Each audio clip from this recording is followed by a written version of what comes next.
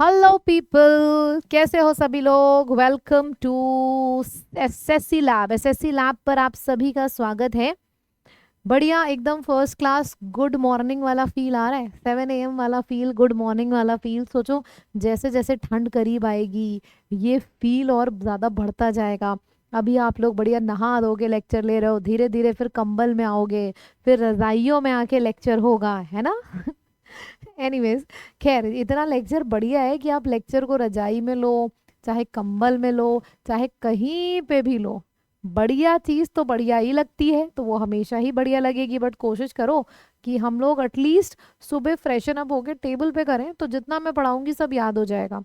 रजाई में ना थोड़ी सी आलस आने लगता है, रिप्लाई करने का मन नहीं करता, तो फिर वो धीरे धीरे क्वालिटी डिग्रेड होती जाएगी आपकी पढ़ाई की। मेंटेन हमेशा वही करिएगा, बेड पे बैठो चाहे टेबल पे, प्रॉपर बेड टेबल या फिर सोफा टेबल पे पढ़ाई करना है ना, चाहे जितनी भी ठंड आ जाए। मैं भी तो खड़े होकर पढ़ा रही हूँ ना, मैं तो नहा के पढ़ाती हूँ। आप लोग को तो सिर्फ रजाई में बैठ के पढ़ना है।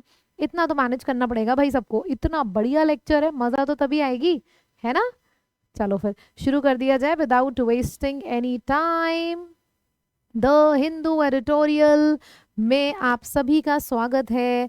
27 अक्टूबर, 7 AM का समय, सुबह सुबह मेरे से आपका सामना होता है। सामना नहीं यार, मेरे से आपकी मुलाकात होती है। मुलाकात तो बढ़िया चीज़ों की होती है, सामना तो गलत चीज़ों का होता है ना। मेरी आपकी मुलाकात होती है, सामना नहीं होता है ना।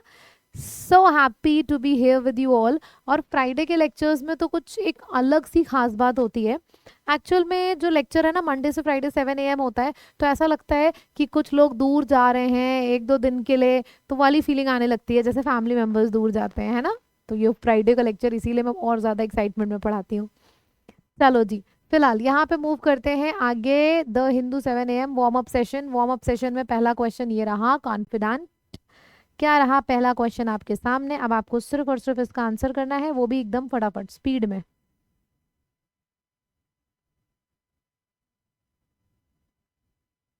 मेरी एक नज़रें कैमरे पे और दूसरी आपके कमेंट्स पे हमेशा रहती हैं, तो ये मत बिल्कुल भी सोचिएगा कि मैं देख नहीं पा रही हूँ। मैं आपके कमेंट्स को, आपको बहुत अच्छी तरीके से देख रही हूँ। क्या होगा इसका आंसर।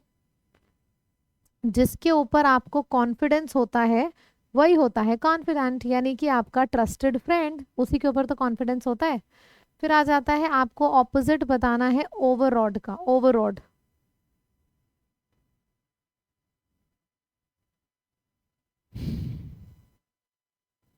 ओवरऑड का मतलब जब आप किसी से बहुत ज्यादा इंप्रेस होते हो, वो बंदा सामने आता है तो नर्वसनेस होने लगती है। सो दिस इज ओवरऑड, ये ओवरऑड की फीलिंग होती है। कॉन्फिडेंस चला जाता है, कॉन्फिडेंस मर जाता है, नर्वसनेस होने लगती है। तो इसका ऑपोजिट क्या होगा, बहुत ही ज्यादा, बहुत ही ज्यादा कॉन्फिडेंट भर जाना। सो नर्वसनेस, नर्वसनेस से नर्वसनेस का ऑपोजिट कॉन्फिडेंट, है ना। ऐसा सच में होता है। जैसे आप बोल रहे हो कि शाहरुख खान मेरा फेवरेट है, अमिताभ बच्चन मेरे फेवरेट है, सामने आएगा ना तो ओवरऑल फील होगा। मतलब इतना ज्यादा इंप्रेस्ड हो कि हाथ पैर कांपने लगे, ये वाली फीलिंग आ जाती है। तो इसका ऑपोजिट होता है कॉन्फिडेंस फील करना। फिर आ जाता है इंट्रिंसिक। देखो ऑपोजिट पूछने में दो दो फायदे हैं। अगर आपको ऑपोजिट आता है, इसका मतलब आपको इसका मीनिंग यानी कि सिनोनिम तो आता ही होगा। तो ऑपोजिट पूछने के दो फायदे होते हैं। इंट्रिंसिक वर्ड का मीनिंग बताइए भाई। वार्म अप सेशन है, समझो मेरी बात। वार्म अप, अगर जिम में एक्सरसाइज करने जाते हो, मुझे लगता है एक बार मैं अपनी जिम की वीडियो डाल दूं और आपको एक्चुअल में समझ में आ जाए कि भाई वार्म अप कैसे किया जाता है। ताकि जब आप एक्चुअल जिमिंग करो, यानी कि एक्चुअल पढ़ाई करो, तो उतनी ही स्पीड में करो। बेटा जी, जितने लोग लाइव हैं सभी को आंसर करना है। प्रॉपर हिंदी में तो बोल रही हूँ, समझो और सब लोग आंसर करो। तो ऑपोजिट इंट्रिंसिक का बताना है। इन जाना इज इंट्रिंसिक एंड बाहर जाना इज एक्सट्रिंसिक, तो यही ऑपोजिट हो जाएगा। जितनी बढ़िया बढ़िया स्पीड में आप आंसर करोगे, उतनी जल्दी जल्दी हम लोग अपना लेक्चर ओवर करेंगे। बस आप में अगर आलस आएगा तो लेक्चर में भी आलस आएगा, धीरे धीरे लेक्चर चलेगा। सोचो मैं इस लेक्चर को ऐसे पढ़ा रही हूँ, मैं सपोज यहाँ पे हूँ और मैं इसको ऐसे पढ़ा रही हूँ। Which word is an antonym of adequate. बता दो तुम लोग। आप लोगों ने आंसर दे दिया इनसफिशिएंट। चलो बहुत बढ़िया, आगे बढ़ते हैं। कितना बोरिंग लगेगा ना, मुझे भी उतना ही बोरिंग लगता है जब धीरे धीरे आंसर आता है। एकदम फुल ऑन एनर्जी के संग आंसर करो यार, पता भी तो चले मॉर्निंग हो गई है ना। चलिए, रग्ड का मतलब क्या है ये भी बता दीजिए। रग्ड का मतलब क्या है ये भी बता दीजिए। वैसे रग्ड वर्ड को देखी के समझ में आ रहा होगा कि इसका मतलब क्या है। मतलब क्या होता है रग्ड वर्ड का। कोई भी सरफेस जब ये होता है, अनइवन होता है, मतलब रफ सा सरफेस होता है अनइवन, तो उसको हम रग्ड बोलते हैं। तो रग्ड हो जाएगा अनइवन सा सरफेस, है ना, मतलब कि ये इसका सिनोनिम होगा। पर आपसे ऑपोजिट पूछा जा रहा है तो ऑपोजिट तो इसका स्मूथ होगा, राइट। चलिए, what is the synonym for fancied? Fancied, आपको किस चीज की फैंसी होती है, बता दो, किस चीज से आप फैंसीड रहते हो? या इसको मैं फेवरेट बोलना चाहूंगी। कल भी ये प्रॉब्लम करी थी टाइपिस्ट ने, आज भी सेम प्रॉब्लम कर दी है। Anyways, will be going with fancied, मतलब फेवरेटिज्म होना। वोकैबुलरी का समय आ गया है, तो जिस स्पीड में जैसे तरीके से आपने अभी आंसर किया है, सेम उसी तरीके से हम वोकैबुलरी भी करेंगे, ठीक है। वोकैबुलरी हम बहुत ध्यान से पढ़ते हैं, क्योंकि हम जो रीडिंग करेंगे ना उसमें वोकैबुलरी का बहुत इंपॉर्टेंट रोल है, ठीक है। तो वोकैबुलरी ज़रूर ध्यान से करिएगा। जब आप रीड करो तो सारी की सारी वोकैबुलरी एकदम दिमाग में छप जानी चाहिए, तब रीडिंग करेंगे हम लोग। Battered, no longer looking new, damaged और out of shape. No longer looking new, ऐसे करो, नो लॉन्गर लुकिंग न्यू, यानी कि घिसा पिटा। कोई चीज अगर नई नहीं लग रही है तो वो कैसी है, वो चीज घिसी पिटी सी है। जैसे बढ़िया बढ़िया पेंट हुआ था, धीरे धीरे करके पेंट अलग हो गया है, तो this is no longer looking new, मतलब this is battered. The companies finances were battered by the economic crisis. जो कंपनी के फिनेंसेस थे वो पूरी तरीके से डैमेज हो चुके थे। बैटर्ड का मतलब होता है तहस नहस, घिसा पिटा, डैमेज्ड, डिमोलिश्ड, तो ये होता है बैटर्ड का मतलब, ठीक है। सिनोनिम क्या हो सकता है बताओ? कोई चीज अगर बुरी तरीके से है मतलब डिस्ट्रॉयड है, ठीक है, डैमेज्ड है, डिस्ट्रॉयड है, डिवास्टेटेड है, डिटोरिएटेड है। डिटोरिएटेड का भी मतलब होता है कि चीजें जब बहुत ही ज्यादा गर्त में जाने लगती हैं तब हम बोलते हैं सिचुएशन डिटोरिएट हो रही है। सो डिटोरिएटेड का मतलब ये होता है। मैं आपसे पता है कैसे पूछूंगी? मैं सीधे ऐसे पूछूंगी कि भाई बैटर्ड वर्ड के 3 सिनोनिम बताओ और तीनों डी से शुरू हैं। आप डिवास्टेटेड लिख देना, डैमेज्ड लिख देना, डिस्ट्रॉयड लिख देना, डिटोरिएटेड लिख देना, ये सारे वर्ड्स आप लिख देना। अच्छा, इसका ऑपोजिट क्या होगा? इसका ऑपोजिट होगा अनस्कैथर्ड। अनडैमेज्ड, मतलब डैमेज्ड वर्ड के पहले अन लगा दो। Undamaged, not destroyed, flourishing, glowing, development, तो ये सारा इसका ऑपोजिट हो जाएगा, है ना। चलो, दूसरा है इम्प्लीमेंटेशन। सबसे पहले शब्द के एंड में आई ओ एन आ रहा है। अगर हमारे शब्द के एंड में आई ओ एन आता है तो हम बोलते हैं कि हमारा शब्द नाउन है। और क्या आता है? और क्या आता है शब्द के एंड में जिसको देखते ही हम समझ जाते हैं कि भाई ये भी शब्द नाउन है? अगर हमारे शब्द के एंड में आई ओ एन आता है तो उस शब्द को हम देख के समझ जाते हैं कि वो शब्द नाउन है। और क्या आएगा शब्द के एंड में जिसको देख के हम समझ जाएंगे कि हमारा शब्द नाउन है? बताइए बताइए, नाउन है। I O N, I T Y, I S M, N E double S, A D E, फिर हुड हो जाएगा, फिर आपका आर वाई हो जाएगा। तो हमारे शब्द के एंड में जब ये सब आता है ना तो देख के समझ जाते हैं कि शब्द नाउन है, मतलब इम्प्लीमेंटेशन नाउन है। इम्प्लीमेंटेशन का मतलब होता है चीज़ों को इम्प्लीमेंट करना, यानी कि एक्शन में लाना। The successful implementation of the new policy improved efficiency, मतलब कि जो नई पॉलिसी का सक्सेसफुल इम्प्लीमेंटेशन हुआ था उसकी वजह से एफिशिएंसी बढ़ गई लोगों की। जैसे होता है ना कि 10 लोग किसी चीज़ में इन्वॉल्व हैं, आपने 10 लोगों को हटा के एक मशीन रख दी और वो मशीन 10 लोगों का काम और जल्दी कर रही है। तो ये जो आपने मशीन का इम्प्लीमेंटेशन किया है इसकी वजह से एफिशिएंसी लोगों की बढ़ गई है। अब आप बताओ इम्प्लीमेंटेशन का सिनोनिम क्या क्या होगा? चीज़ों को इम्प्लीमेंट करना यानी कि एग्जीक्यूशन में लाना, बहुत बढ़िया, एग्जीक्यूशन में लाना। एप्लीकेशन में लाना, ठीक है। इनैक्टमेंट में लाना यानी कि इनैक्ट करना, किसी चीज़ को पास, जैसे पास अ लॉ, मतलब कि चीज़ें लॉ में आ गई हैं, मतलब अब शुरू हो जाएंगी। सो इनैक्ट का मतलब यही होता है चीज़ों को शुरू करना, इम्प्लीमेंट करना, एप्लीकेशन करना। ऑपोजिट क्या होगा? छोड़ देना। एक तरफ क्या हुआ है, हमने चीज़ों को शुरू किया है अपनी जिम्मेदारी लेके, दूसरी तरफ चीज़ों को छोड़ देना। छोड़ देने के लिए सबसे पहला वर्ड आएगा अबैंडनमेंट। अच्छा, अबैंडनमेंट वर्ड को हम कैसे याद करेंगे? बंद। आप किसी शॉप पे गए हो, अगर दरवाज़ा बंद है तो आप क्या खड़े रहते हो जब तक दरवाज़ा खुलता है, या फिर आप छोड़ के चले आते हो? छोड़ के चले आते हैं। तो अबैंडनमेंट का मतलब हम ऐसे ही याद करेंगे, अबैंडनमेंट यानी कि जब कोई चीज बंद है हम छोड़ के चले आते हैं, मतलब छोड़ के चले आने को अबैंडनमेंट बोलेंगे, ठीक है। फिर आ जाएगा निग्लेक्ट, चीजों को निग्लेक्ट करना। नॉन फुलफिलमेंट मतलब कि जब हमारी चीजें हमें फुल्ली अचीव्ड नहीं होती हैं, पूरी तरीके से फुलफिल्ड नहीं है, तो फिर वो नॉन फुलफिल्ड है। तो ये हमारा हो जाएगा दूसरा, ये हमारा ऑपोजिट हो जाएगा, ठीक है। तो सिनोनिम क्या क्या हो जाएगा, चीज़ों को एग्जीक्यूशन में लाना, चीज़ों को इम्प्लीमेंटेशन में लाना, चीज़ों को मूवमेंट में लाना, और इसका ऑपोजिट क्या होगा, चीज़ों को बीच में छोड़ देना, लेफ्ट कर देना, अबैंडनमेंट कर देना, निग्लेक्ट कर देना, ये हो जाएगा। चलो एक्स्ट्रा इन्फॉर्मेशन पढ़ते हैं। देखो इनएक्ट का मतलब तो समझ में आ जाएगा, एक्शन में ले आना यानी कि एनएक्ट। और अगर आई एन इंटैक्ट लिखा है तो इंटैक्ट का मतलब होता है कोई चीज़ जैसी थी वैसे ही है। जैसे मैंने अगर मिठाई के डब्बे मंगा लिए और फिर मैंने उसको सेलोफीन के अंदर बांध के रखा है फ्रिज में, मैंने बोला कि भाई जो भी चीज़ें तुमने मुझे दी थी वो एज इट इज़ इंटैक्ट है, मतलब उसमें कोई भी चेंजेस नहीं आया है, तुमने मुझे जैसा दिया था मैंने वैसे ही संभाल के बढ़िया से रखा है, मतलब इंटैक्ट करके रखना। तो इनैक्ट मतलब एक्शन में लाना, इंटैक्ट यानी कि जो भी चीज़ जैसी थी उसको वैसे ही संभाल के रखना, ठीक है। फिर आ जाता है हमारे पास रेमिटेंसेस। रेमिटेंसेस का मतलब तो होता है मनी सेंट और transferred, typically a person working in a foreign country to their home और कंट्री, मतलब कि किसी रेमिटेंसेस यानी कि जो पैसे आप भेज रहे हो, that is remittance. The remittance from overseas workers contribute significantly to country's economy, मतलब बहुत से लोग हैं इंडिया में जो बाहर काम करते हैं लेकिन वो अपना कमाया हुआ पैसा भेजते हैं, जिसकी वजह से बहुत ही ज़्यादा बेनिफिट होता है इंडिया की इकोनॉमी में, ठीक है। तो रेमिटेंसेस हम उनको बोलेंगे, उस सेंस में यूज़ करते हैं।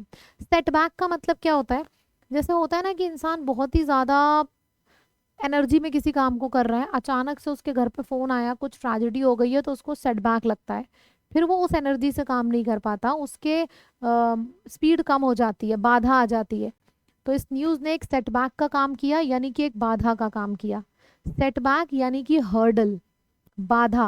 और अगर हम बात करते हैं हर्डल की, बाधा की, हिंड्रेंस की, तो मैंने आपको पहले से समझा रखा है कि आई से शुरू होने वाले 3 शब्द और ओ से शुरू होने वाले 2 शब्द, जिसका मतलब होता है हर्डल, हिंड्रेंस, रास्ते की बाधा, तो वो कौन से हैं? 5 शब्द मैंने कम से कम 500 लेक्चर्स में तो बताए होंगे, तो अब मुझे पूरी उम्मीद है कि अब आप लोग बताओगे। आई से शुरू होने वाले 3 शब्द और ओ से शुरू होने वाले 2 शब्द, मुझे पूरी उम्मीद है कि आप सभी लोग इसको लिख के बताओगे।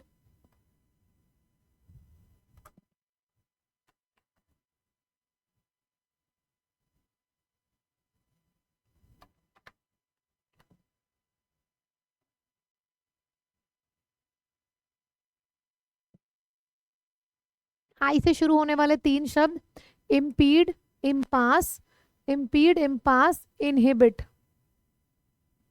और ओ से शुरू होने वाले 2 शब्द, एक तो ऑब्स्ट्रक्शन है, ये तो काफी बार आप लोगों ने सुना होगा, रिस्ट्रिक्शन, ऑब्स्ट्रक्शन, तो ऑब्स्ट्रक्शन हो गया, और एक ऑक्लूड हो गया। बाधा का ऑपोजिट क्या होता है? रास्ता बड़ा ही साफ है, मतलब कि बिल्कुल हसल फ्री है, हमें जीत मिली जा रही है, मतलब हमारा प्रोग्रेस हुआ जा रहा है, कोई रास्ते में बाधा नहीं है। प्रोग्रेस, अचीवमेंट, सक्सेस, ट्रॉफी, तो ये सारे ऑपोजिट हो जाएंगे। अच्छा, एक एक्स्ट्रा इन्फॉर्मेशन है, ध्यान से देखिएगा, ऑक्लूड एंड ऑकल्ट। ऑक्लूड का मतलब तो यही ऑब्स्ट्रक्शन, दोनों साथ में हमेशा लिखना, हमेशा देखना, चीजें याद होना शुरू हो जाएंगी। ऑब्स्ट्रक्शन और ऑक्लूड, इसका मतलब होता है हर्डल, रास्ता की, रास्ते की बाधा, हिंड्रेंस। और ऑकल्ट का मैजिक होता है ऑकल्ट, ऑकल्ट मैजिक, ठीक है, ये ऑकल्ट हो जाएगा, ठीक। जैसा होता है ना तांत्रिक विद्या, उसको भी हम ऑकल्ट बोलते हैं। फिर है अनप्रेसिडेंटेड। अनप्रेसिडेंटेड, देखो शब्द के एंड में जब ईडी आता है ना, तो बहुत से लोगों को तो ये लगता था कि अगर हमारे शब्द के एंड में ईडी आता है तो वो सिर्फ वर्ब है। याद रखना, अगर हमारे शब्द के एंड में ईडी आ रहा है तो वो वर्ब भी हो सकता है, एडजेक्टिव भी हो सकता है, नाउन भी हो सकता है, डिपेंड करता है आपके सेंटेंस के ऊपर। मैंने सेंटेंस पढ़ा, the response to the new product was unprecedented. तो अनप्रेसिडेंटेड क्या है? रिस्पॉन्स है, मतलब ये शब्द किसके बारे में बता रहा है? रिस्पॉन्स के बारे में। और रिस्पॉन्स क्या है? नाउन है। और कोई शब्द अगर हमें नाउन के बारे में बताता है तो वो क्या होता है? वो एडजेक्टिव होता है। सो अनप्रेसिडेंटेड क्या हुआ? अनप्रेसिडेंटेड आपका एडजेक्टिव हुआ, ठीक है, इसका मतलब होता है कोई ऐसी चीज जो आपने पहले से एक्सपीरियंस नहीं करी है। देखो, प्री का मतलब हो गया प्रिसीड करना, मतलब पहले से होना। अनप्रिसीड का मतलब हो गया कि पहले से कोई चीज ऐसी है जो आपने कभी एक्सपीरियंस नहीं करी है। सो प्रिसीड, प्रिसीड मतलब किसी चीज का पहले से होना। अनप्रिसीड मतलब कोई ऐसी चीज है जो एकदम नई है, जो आपने कभी भी पहले एक्सपीरियंस नहीं करी है, बहुत ही नया एक्सपीरियंस है। मतलब कोई ऐसी चीज होती है ना जो एकदम एक्सेप्शनल होती है, एकदम नई, उसके जैसा कुछ नहीं है, उसके पैरेलल में कुछ नहीं चल रहा है। तो एक तो एक्सेप्शन हो गया, एक आपका हो गया उसके पैरेलल में कुछ नहीं है तो अनपैरेलल्ड हो गया। और क्या हो सकता है बताइए? एक्सेप्शन में कुछ नहीं है, अनपैरेलल्ड है, तो क्या हो सकता है? सबसे पहली चीज तो आपका एक्सेप्शनल हो जाएगा, पैरेलल में कुछ नहीं है तो अनपैरेलल्ड हो जाएगा, फिर यूनिक हो जाएगा, एक्स्ट्रा ऑर्डिनरी हो जाएगा। तो ये सारे के सारे सिनोनिम्स हैं।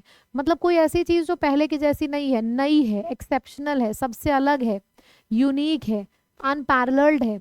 इसका ऑपोजिट क्या हो जाएगा? वही कॉमन, थकेला, फकेला, टिपिकल, ये सब इसका ऑपोजिट हो जाएगा। ठीक है, फिर हम बढ़ते हैं आगे इंपॉर्टेंट टर्मिनोलॉजी पे। यानी कि कुछ हमने टर्म्स देखे थे, जैसे बाउंस बैक, ये भी एक ईडियम्स की तरह यूज होता है, टू रिकवर और regain strength after facing difficulties और सेटबैक। बाउंस बैक मतलब आपने किसी चीज को पूरी ताकत से नीचे फेंका और वो दोबारा से बाउंस बैक करके आपके सामने आ गई।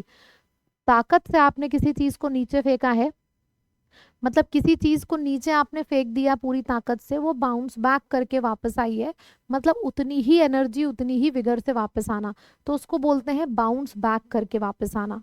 ठीक है, आगे बढ़ते हैं, कॉन्फिडेंस बूस्टर पे मूव करते हैं। तो पहले आप मुझे ये बताओ कि जो कुछ भी हमने अभी तक किया है, जितना भी किया है, आज के लेक्चर, आज का जो हमारा टॉपिक है, जो रीडिंग है, वो बहुत ईजी है, बहुत बढ़िया है।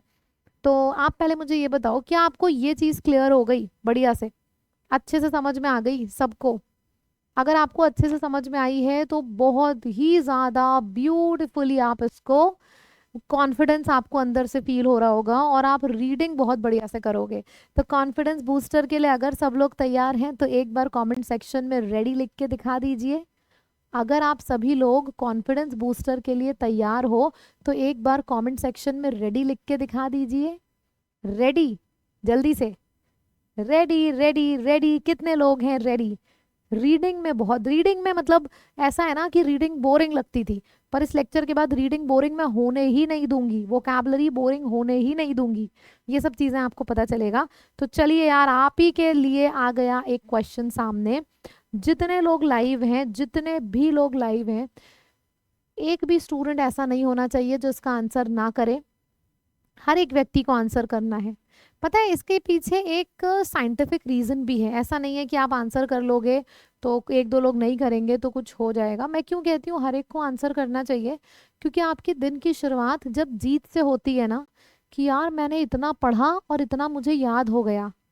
कभी भी याद हुआ है कि नहीं याद हुआ है, ये चीज़ हमेशा टेस्ट के थ्रू पता चलता है। कोई भी चीज़ आपको याद हुई है या फिर नहीं याद हुई है, ये चीज़ आपको कोई दूसरा नहीं बताता है, ये चीज़ आपको खुद से पता चलता है टेस्ट के थ्रू। तो इसी वजह से अपने खुद के लिए, अपने खुद की जीत के लिए इसको ज़रूर करना। जब डेली जीतोगे ना तो जीत की आदत पड़ जाएगी। क्या होगा फिर इसका आंसर? बहुत ही बढ़िया, एडवांसमेंट, क्योंकि ऑपोजिट पूछा था।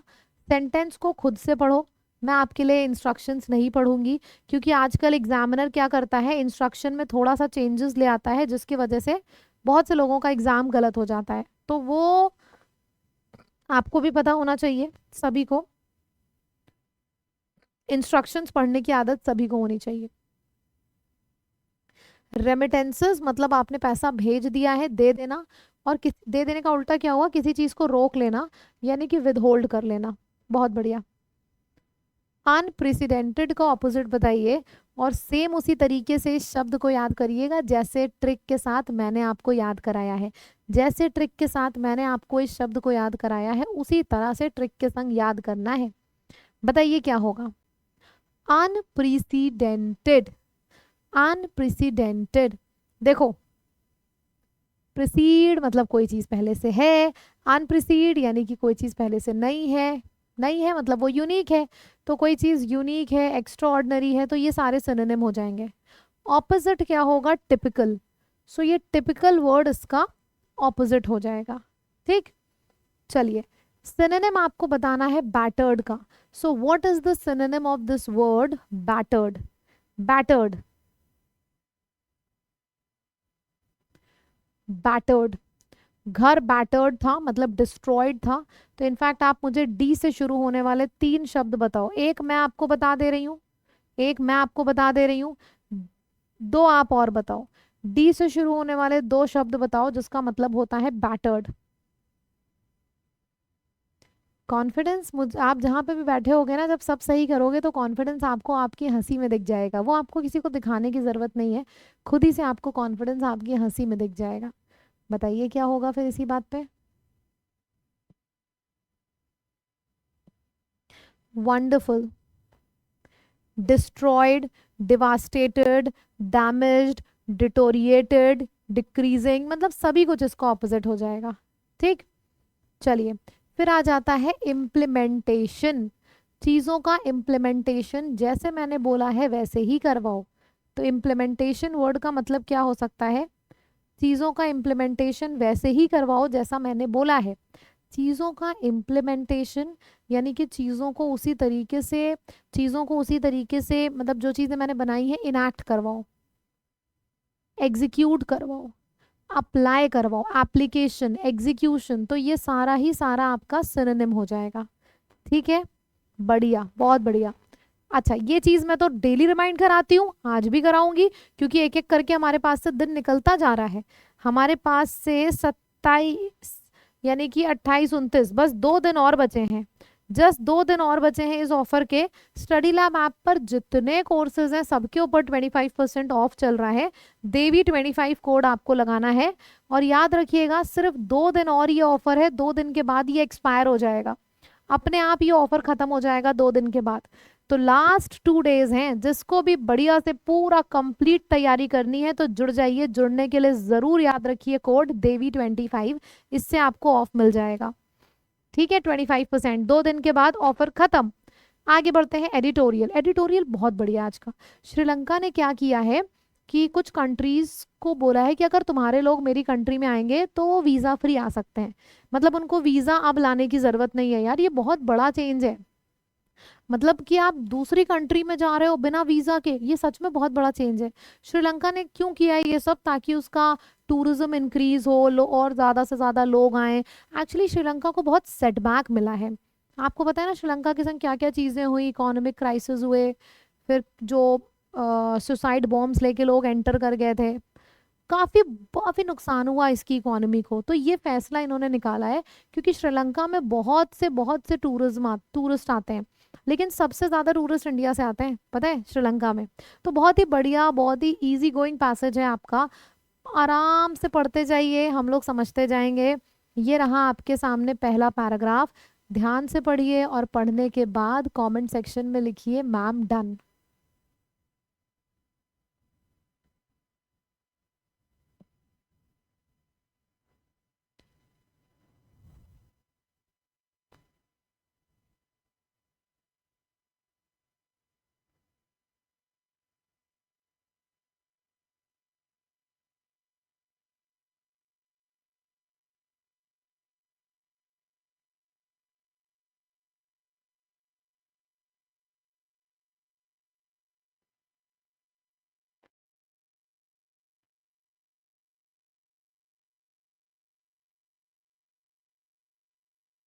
बताऊं क्या हुआ है यहाँ पे? देखो, बहुत अच्छा सा है, बहुत ही इजी गोइंग है, लेकिन फिर भी पढ़ते हैं. अगर आपको पढ़ के चीज़ें समझ में आ रही हैं तो बधाई हो, कॉन्ग्रेचुलेशंस. बोला क्या जा रहा है कि श्रीलंका ने वीज़ा की जो फीस थी वो हटा दिया है इंडिया से. इंडिया के टूरिस्ट से और भी 6 और कंट्रीज़ हैं जहाँ से श्रीलंका ने बोला है कि वहाँ से लोग मेरी कंट्री में आ सकते हैं, वीज़ा की ज़रूरत नहीं है. और ये क्यों कर रहा है श्रीलंका? ये श्रीलंका इसलिए कर रहा है ताकि वहाँ का जो टूरिज्म है वो बूस्ट हो जाए. मतलब ज़्यादा से ज़्यादा लोग आए श्रीलंका में और श्रीलंका रीबिल्ड करे आइलैंड नेशंस बैटर्ड इकोनॉमी. यानी कि श्रीलंका की जो इकोनॉमी डिवास्टेटेड है, डिस्ट्रॉयड है, वो दोबारा से बिल्डअप होनी शुरू हो जाए. बैटर्ड इकोनॉमी यानी कि डिवास्टेटेड, डिस्ट्रॉयड इकोनॉमी जो थी वो दोबारा से रीबिल्ड होना शुरू हो जाए. एक एक शब्द क्लियर हो रहा है? अच्छा, द हिंदू की एक आदत है फेमस, आपने नोटिस करी होगी, कि जो नाम चलता होता है वो एग्जैक्ट नाम कभी नहीं लिखता। मतलब यहाँ पे ये भी तो लिख सकता था, to rebuild Sri Lanka's battered economy, नहीं, एक नया टर्म डाल दिया, आइलैंड नेशंस। बहुत से लोगों को जिनको ये तरीका नहीं पता है समझ ही में नहीं आएगा, पर मेरे ख्याल से आपको समझ में आ रहा होगा, है ना? चलो फॉलो। अब लास्ट ईयर फाइनेंशियल क्राइसिस हुए थे, फाइनेंशियल क्रैश हुआ था, उसकी वजह से ये स्टेप लिया गया है। India has remained Sri Lanka's top source market for many years. Clear line है कि इंडिया सबसे ज़्यादा पैसा देता था श्रीलंका को काफ़ी सालों से। दूसरी लाइन में आपको क्लियर हो जाएगा कितना पैसा। इस साल की बात करी जाए तो लगभग 2 लाख इंडियन टूरिस्ट आए थे श्रीलंका। मतलब सारे टूरिस्ट एक तरफ, और 20% तो सिर्फ इंडिया के टूरिस्ट थे जो श्रीलंका गए थे। हैव विजिटेड आइलैंड अंटिल सितंबर, वो भी सितंबर तक, पूरे साल का भी डेटा नहीं है, ये सिर्फ सितंबर तक का डेटा है। 2 लाख लोग सितंबर में तक गए हैं। तो इंडिया एक बहुत ही बढ़िया सोर्स ऑफ मार्केट है श्रीलंका के लिए। समरी तो दिमाग में चली रही होगी कि भाई इनकी इकोनॉमी बैटर्ड थी, डिस्ट्रॉयड थी, तो इन्होंने एक नया स्टेप लिया, कुछ कंट्रीज को बोला कि भाई तुम्हारे जगह के लोग मेरे जगह पे आ सकते हैं बिना वीजा के। और इंडिया एक बहुत ही टॉप सोर्स ऑफ मार्केट है श्रीलंका के लिए। डेटा भी दिया गया है कि सारे टूरिस्ट एक तरफ, इंडिया का अकेला एक तरफ। 2 लाख लोग श्रीलंका विजिट कर चुके हैं इंडिया से, वो भी सितंबर तक। अक्टूबर, नवंबर और दिसंबर, 3 महीने में तो और करेंगे। तो ये यहाँ पे दिया गया है पूरा मुद्दा। दूसरा पैराग्राफ करते हैं।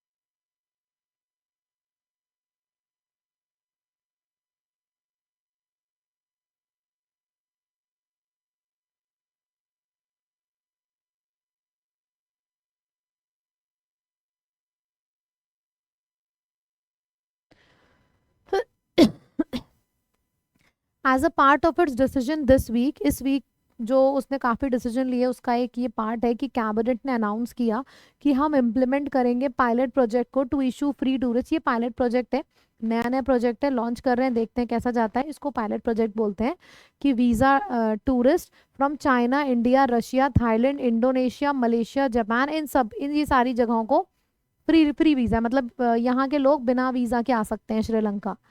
अकॉर्डिंग टू अ स्टेटमेंट, एक स्टेटमेंट आया था कैबिनेट डिसीजन में जो कि पब्लिश किया है डिपार्टमेंट ऑफ गवर्नमेंट इंफॉर्मेशन में, कि ये जो मूव है ये बहुत सारे मूव्स में से एक मूव है। मतलब ये बोला है इन्होंने क्लियरली कि और भी बहुत सारे मूव हैं, उनमें से ये एक मूव है। Several new moves planned for the promotion of Sri Lanka tourism, जो कि गवर्नमेंट ने प्लान किया है श्रीलंका की टूरिज्म को बढ़ाने के लिए, बहुत ढेर सारे मूव, ये उनमें से एक मूव है। One of the chief foreign exchange earning sector, क्योंकि ये जो है टूरिज्म ये बहुत बड़ा अर्निंग सेक्टर है कंट्री का, apart from export and worker remittance. Worker remittance एक सेक्टर है, एक एक्सपोर्ट है, लेकिन टूरिज्म भी एक बहुत बड़ा सेक्टर है, ऐसा रिपोर्ट के हिसाब से हमको पता चला। ठीक है, आज एक और पैराग्राफ करते हैं यार, आज एक और पैराग्राफ करेंगे। छोटा सा ही पैरा था आज का, बहुत छोटा सा था, तो आज पूरा करेंगे ताकि आप दोनों आंसर्स कर पाओ। मुझे आज आपको डबल खुशी देनी है ना? Sri tourism sector is struggling to bounce back after 3 major setbacks in the last few years. देखो मैंने आपसे बोला था ना शुरू में ही कि श्रीलंका को बैक टू बैक सेटबैक्स मिले, उन्हीं सारी चीजों के बारे में लिखा हुआ है, पढ़िए।